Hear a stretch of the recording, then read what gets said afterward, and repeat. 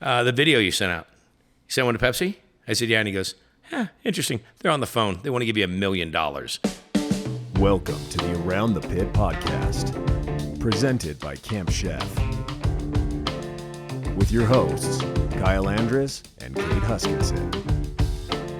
Welcome back to the Around the Pit podcast. We are here today with the one and only Guy Fieri. Thank you, gentlemen. Thank you. We'll get into the Camp Chef stuff, but one thing, as we were prepping to talk to you, one thing that surprised me is that you won Food Network Star like later on, like in your late 30s, right? What was that like moving from, just being a restaurateur? Why don't we just cut to the chase? I won when you guys were in elementary school. Yeah, honestly. I love when people walk up and say, I grew up watching your show. My dad and I used to say, what is this? You grew up watching my show, but you don't watch it anymore and you think you're already done? I knew about the Food Network. Of course, everybody knew about Emeril. One time I remember sitting there and seeing Rachel Ray on TV and thinking, wow, look at this. This girl is amazing. And other than that, and I knew what Iron Chef was. Iron Chef, how it's falling, but I don't watch a lot of TV. Sports, football on Sunday is kind of my thing. And it was just a fluke situation where a bunch of friends said, you got to try out for this. And I'm like, for what? And like, do it, man. You'd be great. This would be so. Well, I never went to culinary school. Just was not in that space. Like, didn't really. I don't know. I lived cooking. I lived restaurants. I didn't need to do television about it. Yeah. Right. But I did it. I tried out, and I got on the show, and I for sure was not going to win. I showed up. Everybody's in their tighty-whitey, and everybody's in their chef coat standing there and reading off the resume of where they went to school. And I walked in a yellow leather jacket and shorts and flip-flops in New York in November in the snow, and I come walking in. I'm like, I'm not going to win this. This is for somebody else. Yeah. And I just cook the way I cook, and I am the way I am, and I ended up winning the whole thing. And it was a pretty big phenomenon in our family that happened. And I just kind of took it as like, wow, that was cool. Let's get back to restaurants. Right. And I came back to do my restaurants, and everybody around me was like, well, what are you going to do now that you have this TV career? And I'm like, TV career? Are you guys kidding yourselves? I mean, come on. I do a cooking show in the mornings on Saturday mornings at 9 a.m. or maybe it was even Sundays, actually. Yeah, I think the first one it did air. Anyhow, it's called Guy's Big Bite. And it just turned into that. And then I was offered a couple other, TV, a couple other shows I didn't really like. They were shows that weren't really my style. One was called Gotta Get It, which was about kitchen gadgets. And I'm not a kitchen gadgety guy. I was not a camp chef. I was not a pellet smoker guy until the Camp Chef team turned me onto it. But so I have changed a little bit of my ways. And we can talk more about that. But no. So then they proposed the Diners, Drive-Ins, and Dives. And I said, going to celebrate small mom and pop restaurants around the country and highlighting them, knowing how hard it was for me with my few restaurants that I had to get the recognition. Yeah. And back then, social media wasn't even really a thing yet. And, the only way you could get advertisement was on the radio or TV or print, and it was super expensive. And I thought, wow, here's a cool way to highlight people. So that's it in a nutshell. Thanks for having me. Bye. Awesome, man. All right, we'll wrap it up. Why do you think that those little mom and pop shops have such an impact, or why are they so important to that food culture? It's the fabric of a community. Not everybody can eat at the fine dining restaurant. The corporate restaurants, which have a very big part of our culture, there's no shame in the game. Yeah. But it's the mom and pop places that most people worked at, that most people had a history of, that they went there for the good experiences, and they went there before the weddings and after the funerals. They went there for everything and in between. Yeah. And those are the places, a matter of fact, when I do a triple D and I'll go to a location, and it's great. I'll say, you know what? The property value in this area just went up. It is. I mean, because people will say when I just bought a house in Florida, and one of the things I talk about is there's a couple restaurants and a grocery store in particular that are really close.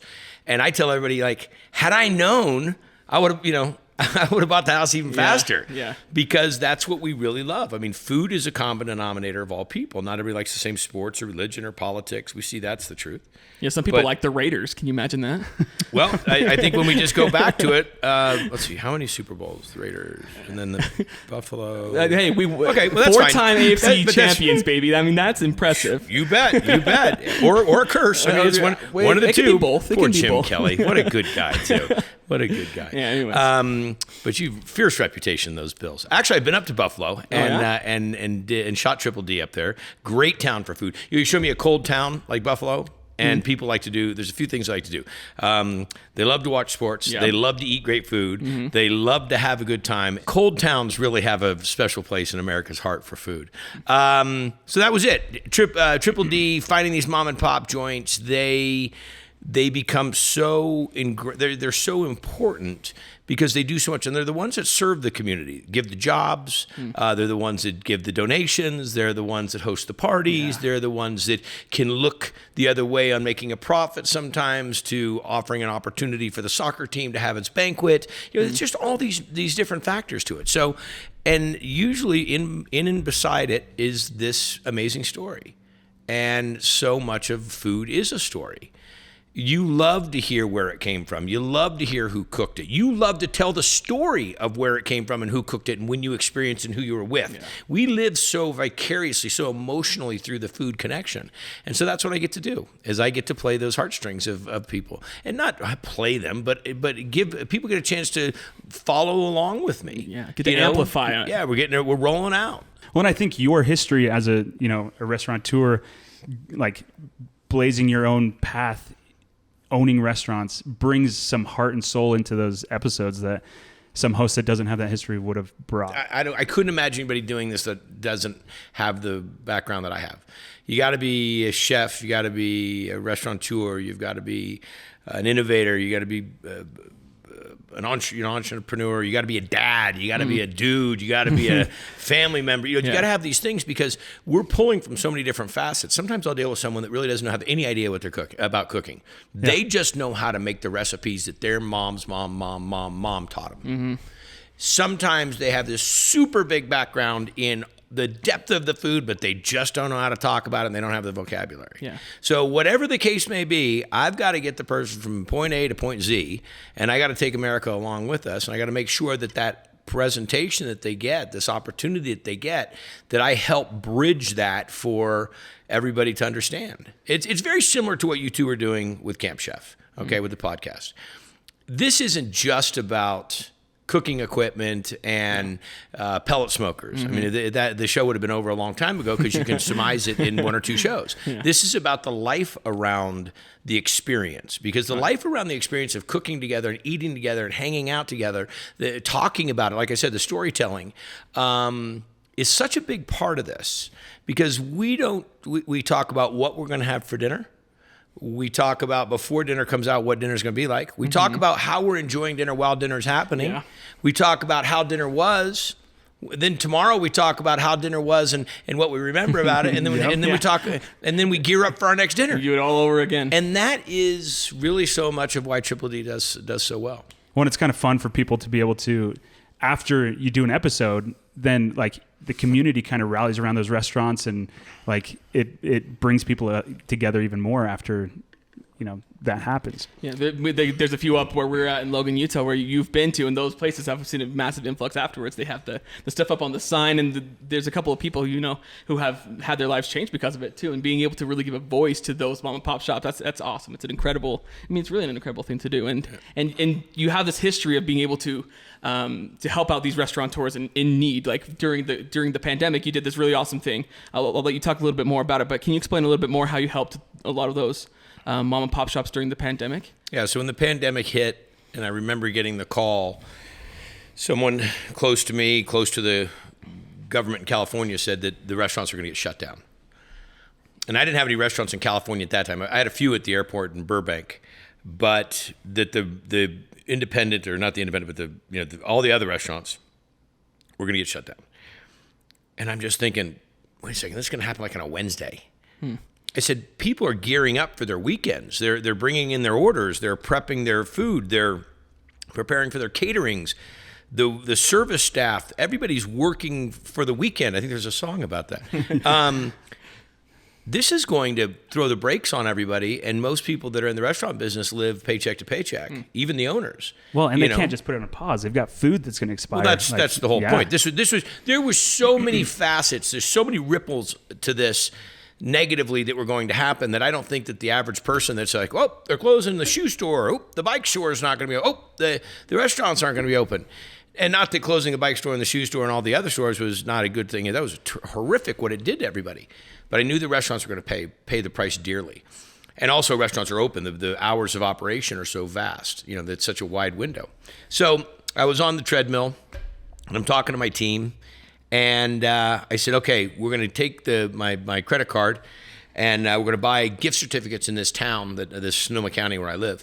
And let's buy $50,000 worth of gift certificates. And Chef Anthony Hoi Fong, who's our VP, he runs the culinary for Knuckle Sandwich, says, what are we going to do with all of them? I said, give them to the homeless. I said, we'll give them to people. And then when restaurants open back up, they can go eat. Or, okay, great idea. So keep up that. Halfway through the workout, we get a call back. And now it's Anthony and Reed Strathern, who's our COO of the company. He said, well, just doing Sonoma County is a little, it's just there. What about California? Oh, you're right, California. How much can we put on my black card? How much can we go? I'm like, maybe $1 million out of our pocket is going to be a little aggressive, but let's think about it. And then I got off the phone with a few other people, and by the end of the day, I said, we're missing this. This is a national problem. Let's rally together and raise a bunch of money. Everyone's like, oh, yeah, that's a great idea. Well, when we raise the money, how are we going to get it to them? I said, I'm not worried about that yet. Let's just figure out how to raise the money. So a couple more days go by, and I get this great idea that if I make personal videos and send them to all the CEOs, COOs, chairman of the board, of all the heavy hitter corporations that all benefit from the restaurant industry, maybe I can convince them that they need to participate in this fundraising effort. Yeah. I will be very honest with you, if I did not get a bunch of, you're crazy. Yeah. My dad said, how much are you trying to raise? I said, $100 million. Okay, you're crazy. I said, no, I really got. So I set up my phone in my house, up on the wall, in the kitchen, had to tell the family to be quiet. I remember it was a Sunday afternoon, and I started making individual videos. I wrote about each company, like Pepsi, what Pepsi's involvement was, how many restaurants they were in. We pulled all this data together. And Riley Largeson, who's our attorney that does a bunch of our restaurant programs, who's also a real big industry leader in restaurant law and support and so forth, he got me a bunch of data. So I just made out these individual videos to each one of these people. And then we sent them out to them. And Reed, who's my COO, he's like, yeah, they could have sounded a little threatening. Like, choose to help us now so you can be recognized as one of those that stood up and not one of those that let us down. Yeah. He's like, you're either with us or against us. Yeah, it's a little. I would want something bad to happen. Yeah, to you now, wouldn't want you? something. I wouldn't open any package. Yeah. So that was kind of the joke that went on. So the next day, we're packing up the house and we're going to our ranch because everybody's going in lockdown. And I'm driving along, and Reed calls and he goes, "Hey, you got a minute?" Which usually doesn't mean great things. It means like we have to have a talk. I'm driving along. I say, yeah. He goes, what are you doing? I said, I'm driving. He goes, well, pull over. I'm like, oh, now we're really going to have a talk. So I pulled over and he goes, the video you sent out, you sent one to Pepsi? I said, yeah. And he goes, interesting. They're on the phone. They want to give you $1 million. Wow. What? That's awesome. I mean, it still gives me goosebumps right now. So I have this talk with Pepsi. I have to drive an hour and a half to my house or to my ranch in not good cell service. By the time I arrive at the ranch, we have $3.5 million. Wow. Uber Eats came through big, and it just starts to go. So every morning I'm getting up at 4 a.m. to hit the news in New York on the East Coast for the live feed, and doing these live feeds with all these different news agencies saying this is what we're doing. And I said, everybody needs money during this pandemic, but the restaurant industry is counting on the money tomorrow. The tips they make tonight pay their bills tomorrow. And we just have to realize this is part of what needs to take place. I want to get some money in their pockets immediately. I need your help. We raised $25.8 million. That's insane. And the National Restaurant Association was amazing.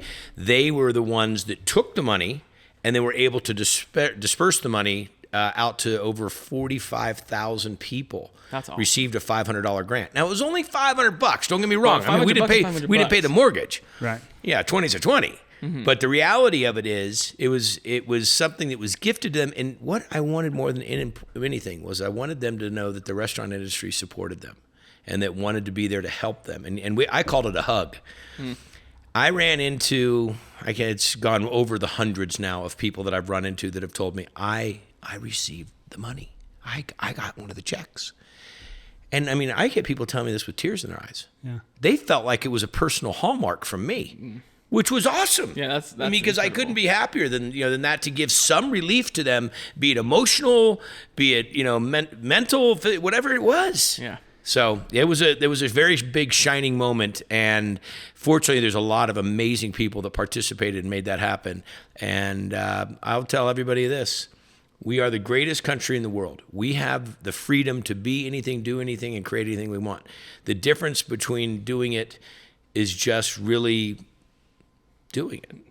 It can be done. Yeah. Let's look at the world where we've gone from. It used to only be a radio station that could put these kind of conversations together, and now here you guys are packing up, and you're in the middle of Utah in somebody's ranch house, and we're having this chit chat. Yeah. It can be done. So Well, we just have to. your whole thing started with $50,000 and then turned into $20 million within a few days. Like that's the speed of things nowadays. Like That's it. yeah.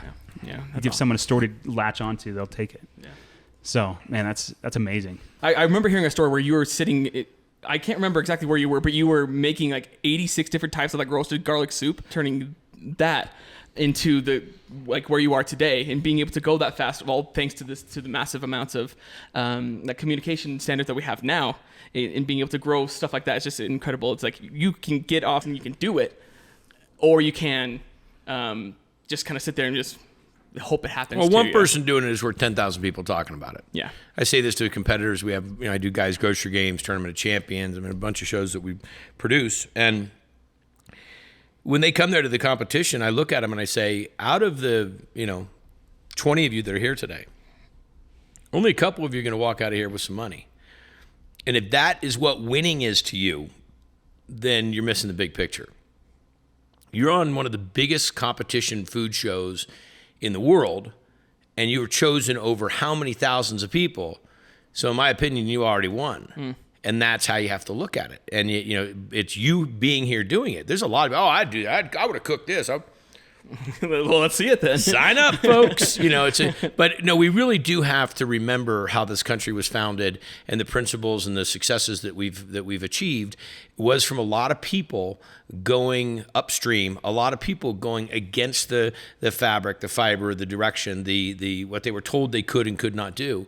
And that's the truth, and that's how I've always lived. And fortunately, I've got great parents who've always encouraged me to think outside the box and do things a little, do things my way. Not that they have to be different. Yeah. It's just do things the way they resonate with you. Live your life the way that you want to live it. Just make sure that you're taking care of yourself and being safe. On that note, what made you want to start a restaurant? I know you, from what I've heard, you loved food already. And then after college, you're like, I want to start a restaurant. Well, what spawned that? Learning to cook in jail was probably the great. No, I'm just kidding.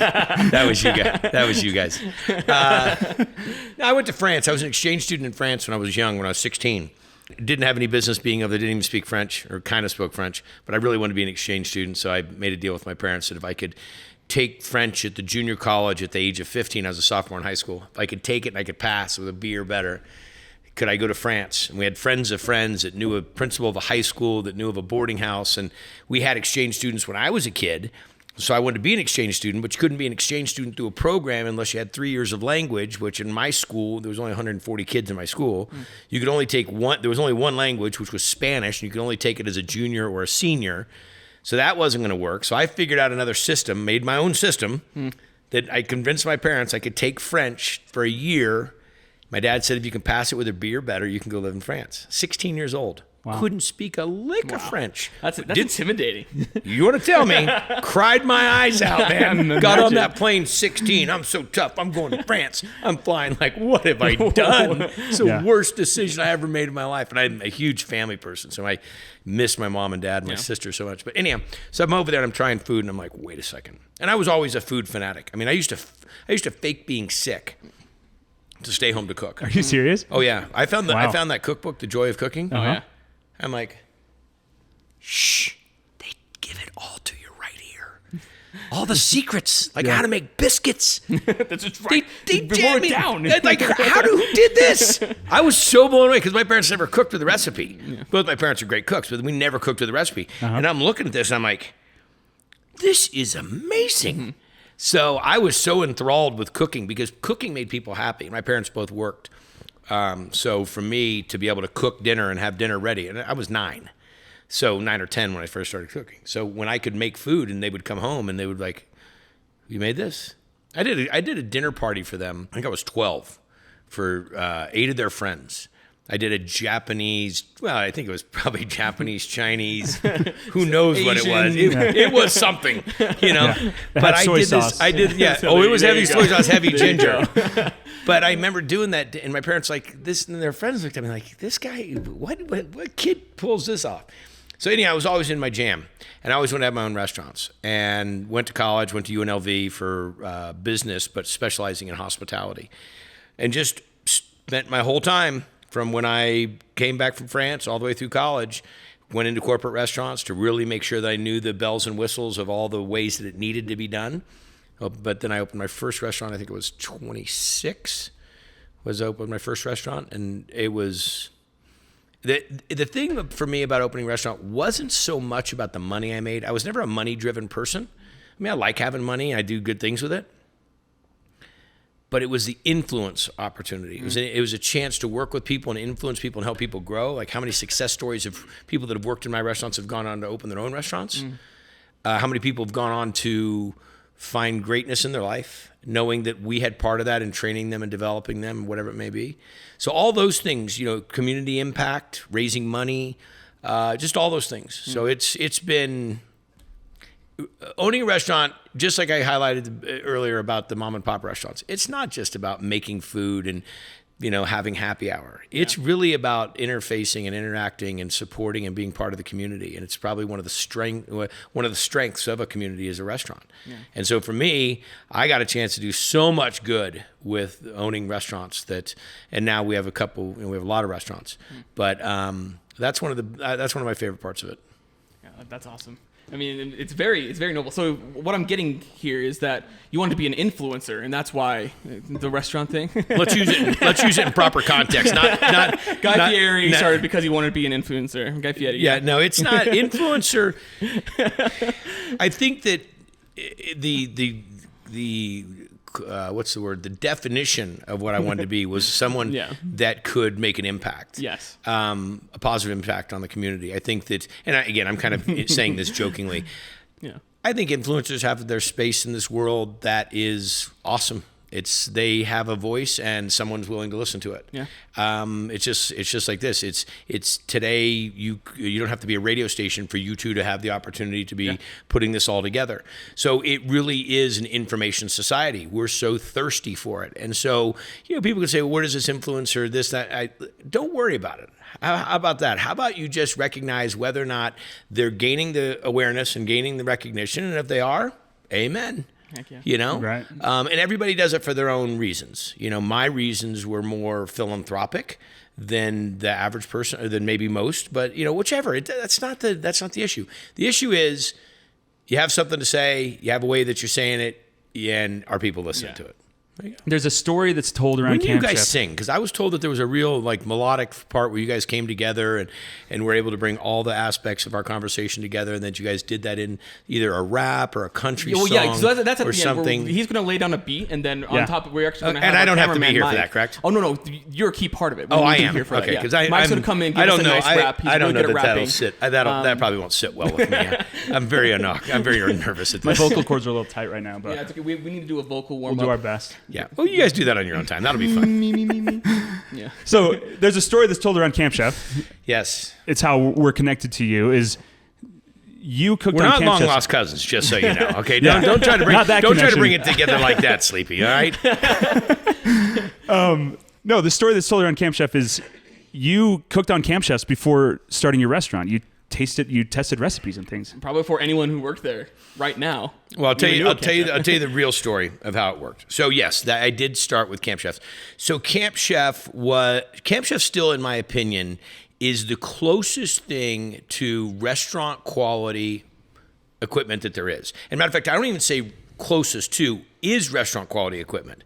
And in the restaurant business, we're hard on it. We got a lot of different people touching it. We got a lot of different people with different degrees of appreciation for how to treat things, if I can say that nicely. Some people trash it, some people don't.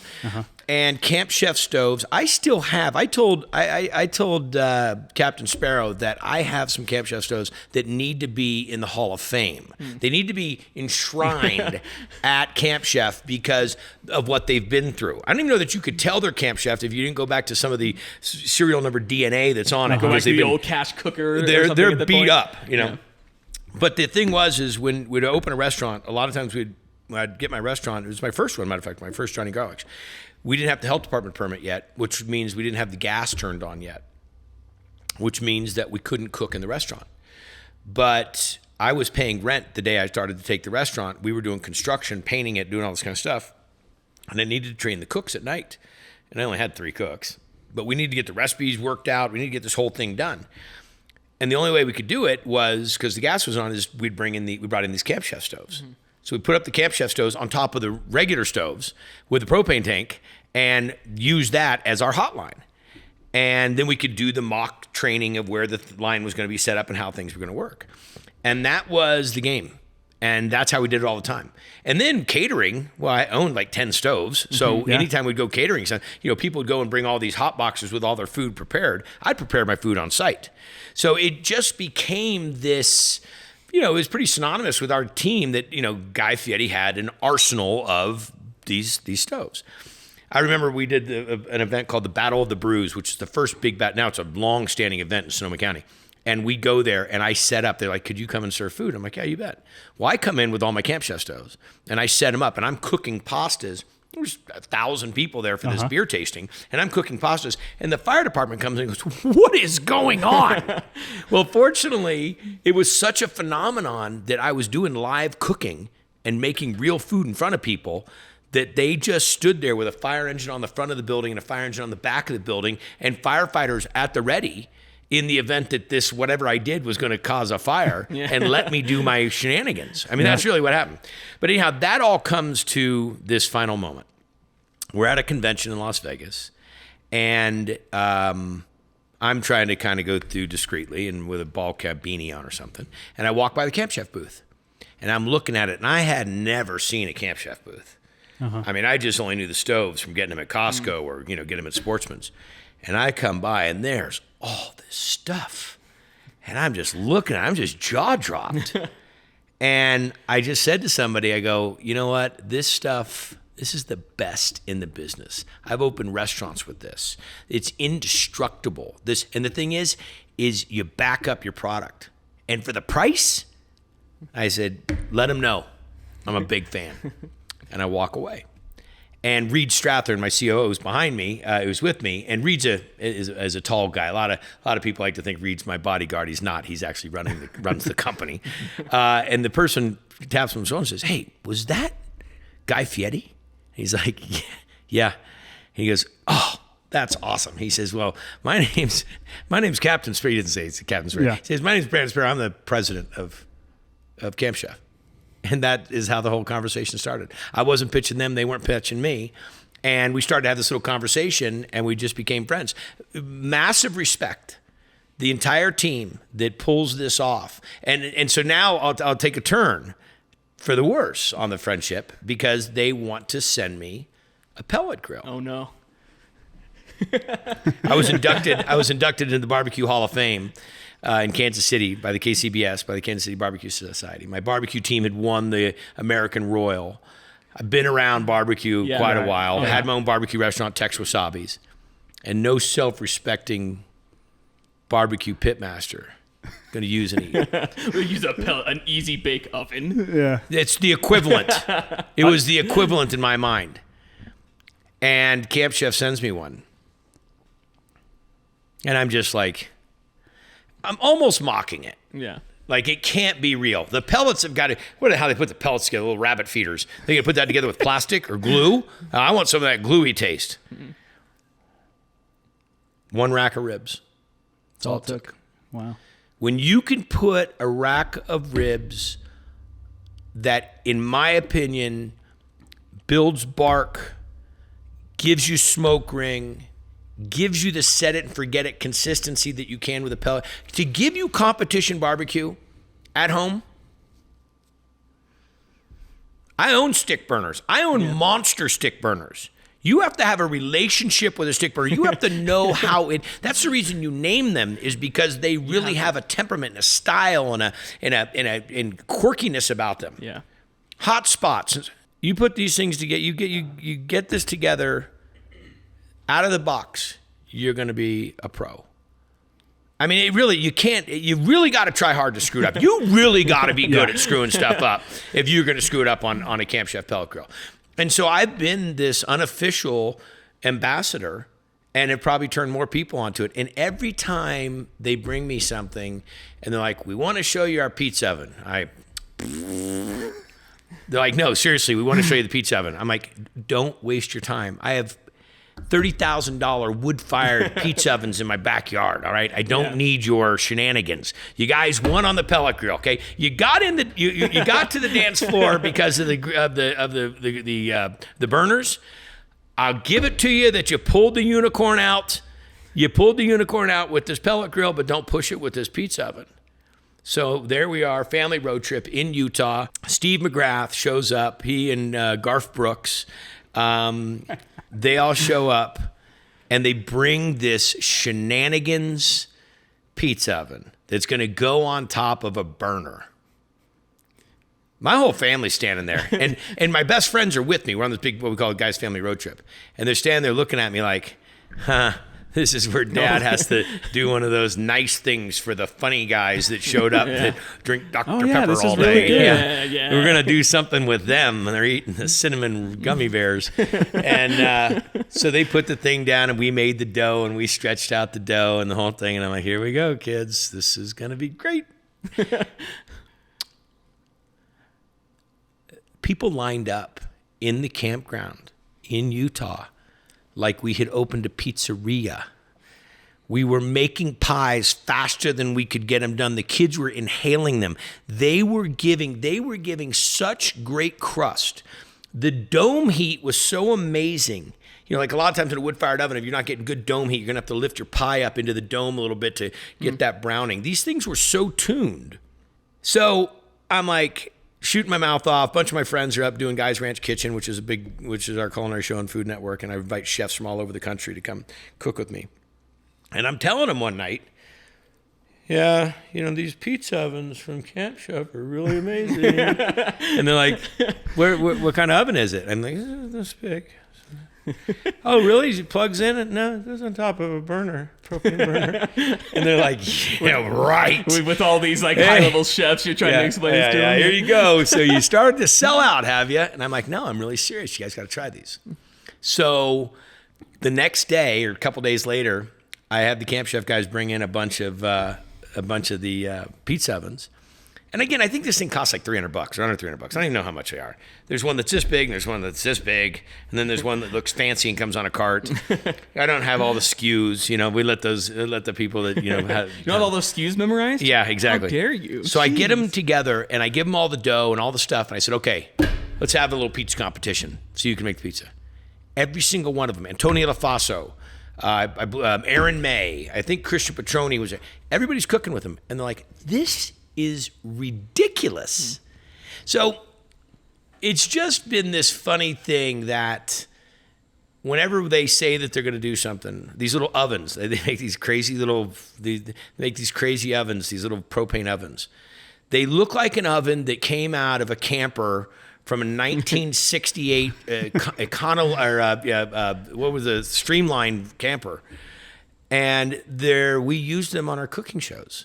When we're doing remote cooking shows, when we're doing Beachside Brawl, when we're doing a new show that's getting ready to come out called Best Bite in Town, we make portable kitchens for restaurants to prepare food or to reheat their food, or whatever they're doing with their food, solely based off of Camp Chef equipment. That's awesome.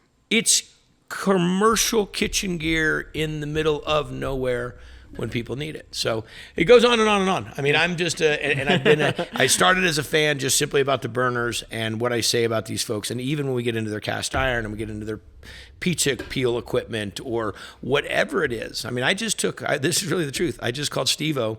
We were at an event in Oregon, and I said, hey, I'm getting ready to go to the cabin for the summer. And I said, I need some pots and pans.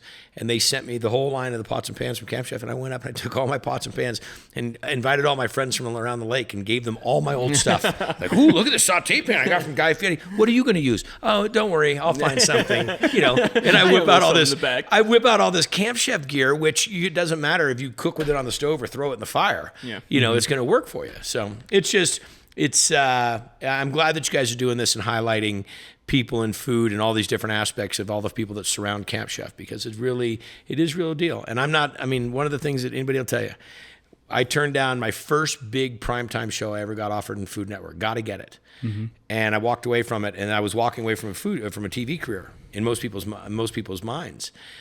But I don't do anything that I don't believe in. And without question, if I haven't believed in something we're doing with Camp Chef, I've told them. It's been very few and far between. I told them on the flat top a couple years ago. I said, I think the flat top's warping, and I don't think it's handling the heat. I don't think it can do the volume. They were on it. Restructured, re-engineered, way better than it's ever been. So that's the kind of people that we're dealing with, and they're giving you guys the bandwidth or the opportunity to go out there and spread the message. So yeah, well done. Well, we're going to wrap this up, but... Did I take enough time talking? Yeah, you did. That's good. Yeah, that's awesome. I don't think people want to hear me and Kate talk for 30 minutes. Well, that's what I was here to let you guys know. What do you want to know about us? I was here to let you guys know that. I'm like, this is actually your last podcast. Oh, I'm going to be... I'm taking it over. Okay, awesome, sweet. With some Muppet characters. We're going to be doing this. Great. So, yeah, it'll be way more exciting. Are they of us, or? Miss Piggy might be a little bit mad about the whole ribs comment that you made earlier, but... Yeah. Yeah, this is great. Now, thanks for having me, and keep it up. And I think that we're going to be doing, I've been meeting with the Camp Chef team over this last few months and talking about some projects and some opportunities and some ideas. And they're such a good-hearted, positive energy company. Everybody through the company they really believe in what they're doing. I've been to the warehouse several times and just meeting everybody that's working there. They love the product they have. The customer service, I think, is really strong. I mean, just all the factors that go on with it. And I said, we should start taking all that positive energy and that just what really resonates inside of the name of Camp Chef, and we should start spreading that word. I think you guys are doing with the podcast, and we've got some ideas that are going to come out pretty soon that I think will wow people, and they will be standing back going, really? Yeah. That's what you guys are really going to do this? So stay tuned. Awesome. That's if exciting. you had one thing to tell the people, you had one thing to help support you in any way that you want, what should people do? The next time your kids ask you to make something for dinner, tell them, yes, you will. Be it pizza, ribs, whatever their favorite thing is, as long as they'll do it with you. Teach your kids to cook. Teach your kids how to start that charcoal chimney. Teach your kids how to make the kebabs. Teach your kids how to turn the smoker on. Doesn't mean you have to teach them everything. What happens is we want to make it this big, laborious project. Okay, we're going to go to the store and we're going to get the chicken together. And then we're going to come home and we're going to clean the chicken. And then we're going to season the chicken. You lost the kid. Give it to them in small bites. But teach them all the fundamentals about what need to happen. Cooking is a fundamental talent that kids need in their life. A kid that can make a decision about what they eat is going to be conditioned to make decisions about what they do with the rest of their life. You really think about it, it's one of the first things a kid ever learns, that what they eat and how it makes them feel. If they can realize that they eat sugar and it makes them hyper and then they crash, if they can realize that they eat a bunch of carbs before their big soccer tournament tomorrow, if they can get these ideas in their head, that what they do to themselves is going to have a direct result into how they perform or how they feel, then those are the same things that we can start to instill in them when they start to live their life into teenage years and adult years. And I think that it's just a fundamental that needs to happen. So I encourage that whenever you have a chance, doesn't mean they have to do the whole meal, but bring them in and teach them something. Don't just say, hey, here's a bag of potatoes, Ryder. Go peel them. Ryder doesn't want it. When Ryder was a little kid, he's my youngest. He's a senior in high school right now. When I'd give him projects, he'd like, Ryder, come help me in the kitchen. I don't want to do all this peeling. And I want the knife. You know, he always wanted to use the knife. Do the fun thing. Don't give him the peeling Exactly. tasks. Exactly. So now when I'm cooking in the kitchen, he'll come in, and the rule is if he sees that I'm cooking, he has to offer help. Do you need some help? And I'll say, yeah. And he'll, That's good rule. And I'll say, okay, what would you like to do? He goes, well, what do we have? And I said, we're having Caesar salad. We're making some chicken. We're making some chicken kebabs. We're doing some pasta. We're doing, what do you want to do? And he goes, I'll make the Caesar. So now he knows how to make Caesar dressing. Yeah. So he can pick. He's the king of the garlic bread in our family. Oh, so I'll tell you a funny little story at the end of this. He goes to his girlfriend's family's house in San Diego, and the family's making pasta. Well, we make pasta a lot at home, especially during the holidays. We make a lot of pasta. Well, Ryder knows how to use the machine, knows how to make pasta, knows how to use the machine, and is there with the Nona rolling out the pasta. Heck yeah. Well, I mean, he's only 17, and they just think this guy is the benchmark of who their daughter should date. But then he makes the garlic bread, and he said that the next day they wanted him to make another batch just before he left town. So. That's awesome. Teach your kids to cook. Teach your kids to thank cook, you, guys. Thanks a lot for having me. Yeah, thank you. Thank you for coming on.